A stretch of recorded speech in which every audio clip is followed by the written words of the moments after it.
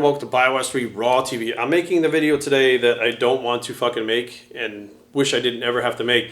But today, Rich Piana's autopsy results came out. And of course, I mean, immediately the fucking buzz starts. There's no toxicology reports. People are already putting up videos. I said, like, Greg Valentino sent me the link to this where I could look at what was in it.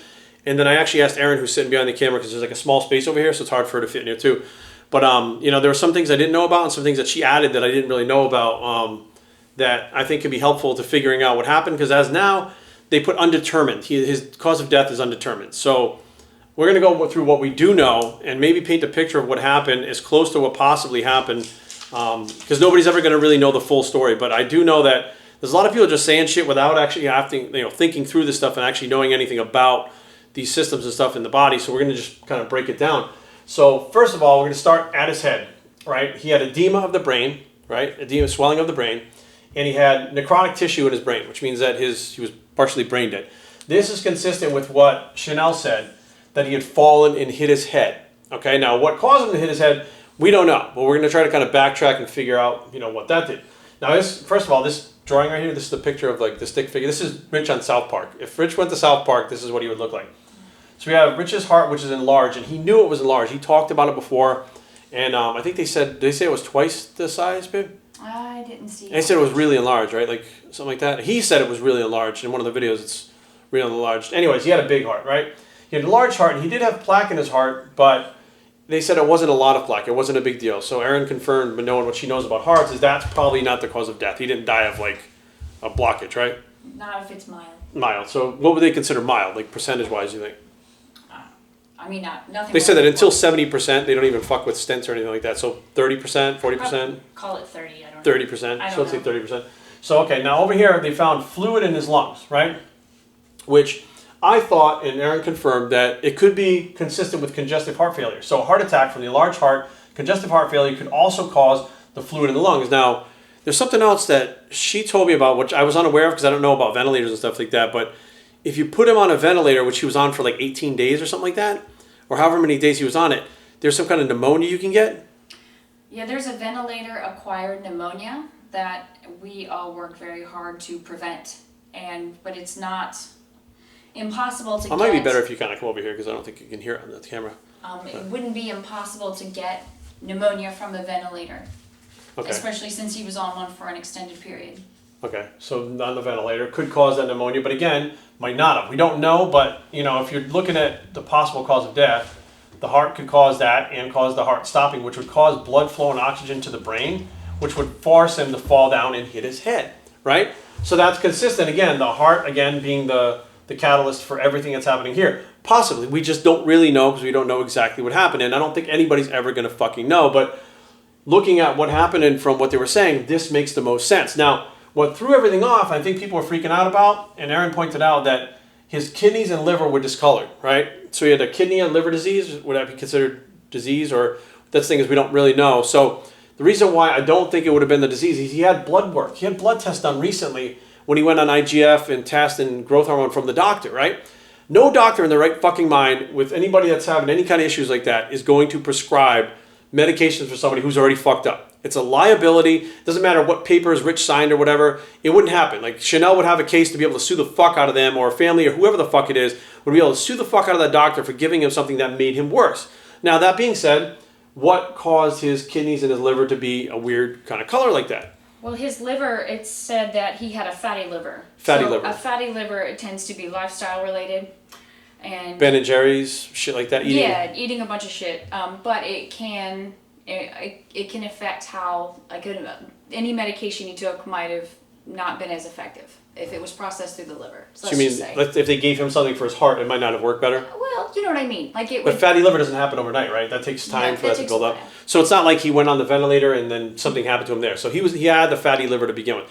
So the oral anabolic steroids, the bad diet, the stuff like that, which is going to lead to the fatty liver. But the kidneys, again, like liver disease, you're going to know if you're dying of liver disease. It's not going to be a sudden thing where you pass out and bang your fucking head on the ground. It's going to be something that's progressive and painful. And I've seen my friend's father passed away from liver disease, and it wasn't pretty. And I know other people that have had friends and family that passed away from it, and it's excruciating.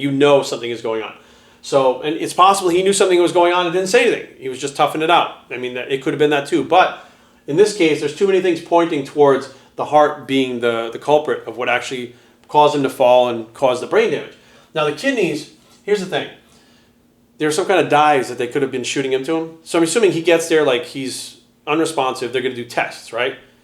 So what's that? What's the dye? If they use IV contrast dye to go under fluoro, under X-ray to see stuff, it could have impacted his kidneys negatively. Now, can they still do that on life support? Yeah. So they put him on life support and then put the dye in him to see where it's... If they did a test, if they needed to do something under fluoro, then that could have impacted his kidneys, for sure. Now also, they're going to stick an IV in him, right? Is it the little IV stand here? Yeah, IV stand. Right? The IV. So he's got fluids going into him, which are going flushing through his kidneys, right? Mm-hmm. So he's got plenty of fluids. Now, if they didn't have the dye, another thing is when your body breaks down muscle tissue, it gets filtered through your kidneys. And your kidney levels can go up like fucking crazy. Now, he was a 300-pound guy laying in a bed for 18 days. Now, as that muscle started to atrophy, and I wasn't there, but I'm sure, I just had a friend pass away recently, and I saw pictures of him before he passed away. As the muscle was breaking down, he withered away like that. I'm talking about in a few days. It was amazing. He lost like 30 pounds in a few days of muscle tissue. As that muscle tissue is being broken down, it's filtering through the kidneys, which is going to not only raise the levels on the kidneys, but that fast is probably going to start killing the kidneys very quickly too. So it doesn't even matter how much it's flushing out. It can't keep up with what's going on. So now the kidneys would have a strange color to it. I mean, I'm sure maybe they did the liver or the kidney enzymes and stuff to see what's going on, but the kidneys had a strange color.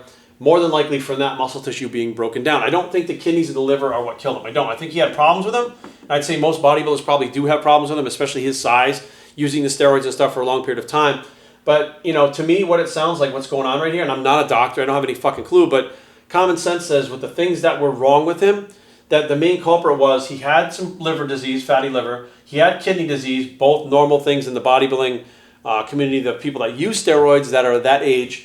And he had the fluid in the lungs, the enlarged heart, and the edema. These three things, I think, are the ones that are linked that caused him to fall and hit his head. And he could have had a heart attack where maybe if he'd got medication or treated quick enough, something like the fluid in the lungs wouldn't have happened. Or maybe it would have, I don't know. But maybe he wouldn't have passed out and hit his head. I think that's pretty much what put him out. And, I mean, he had multiple systems that were going wrong.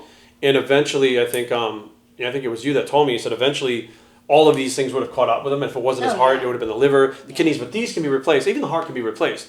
But, I mean, you can't replace the brain. I mean, what the fuck? Not my brain. You can't replace my brain. Replaced?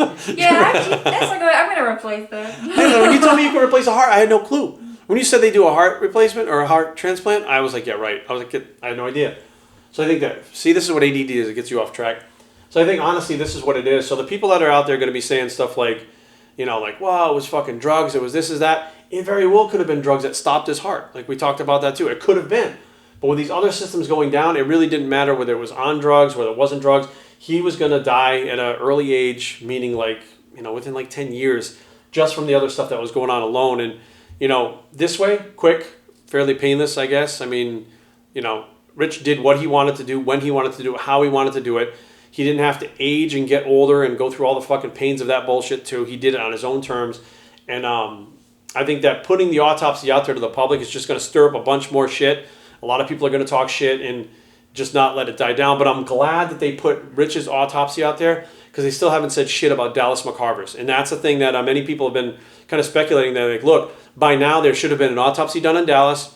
It should have been done very quickly. They should have been able to pinpoint a point of death with him, and nobody has said a fucking word. So rather than sitting there ragging on this and saying, we don't know this, we do know this, we're speculating that, I think that the other autopsy should be released if people want to know about it too and see, what's going on. I applaud whoever put this out that, you're trying to be as transparent as possible. And even though it was undetermined how he passed away, I'm sure that when they opened him up, they knew that there was a lot wrong with him. And, this here, the brain trauma is what put him down at this point, and he just couldn't recover from that. So, is there anything else you want to add?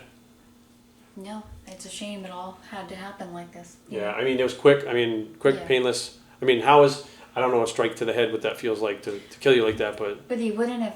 I know he was unconscious and he was on a ventilator, but he wasn't, actively suffering. He wasn't aware. Awake and suffering and in horrible pain. Okay, so that's a good question for you. When someone is on a ventilator and they're in a coma like that, or even a medically induced coma, they feel and know nothing, right? Well, it depends on how much medication they give. I mean, if he had obvious brain trauma, which he clearly does, or if they're concerned about it and they've run some tests, then you need to do everything you can to keep the brain really quiet and let it heal. Let it heal. And so it would be more likely if they believed he had a severe head injury, which he did, that they would try to keep him more asleep, because that would, I know that they, I'm sure they had to at some point, just kind of test the waters and see how awake he was and could he come off of the vent, like where was he? But if he really was having trouble with the brain, then they need to keep him quiet so the brain can heal, which means that he wouldn't be suffering. Like, I know that because he was in deep enough. He was deep enough, sedated enough, where he wouldn't be in that active pain. And with something like this, guys, that's really all that counts. So I mean, you don't want anybody you love to suffer. So right. I mean, there is that. Well, so you guys heard it here first. She does have medical experience. I mean, she has gone through the nursing and she sees cardiovascular things on the daily, like Louis Marco would say. And bottom line, it's just a tragedy. So I'm biased, and I approve this message, and Aaron approves it too. And we're out.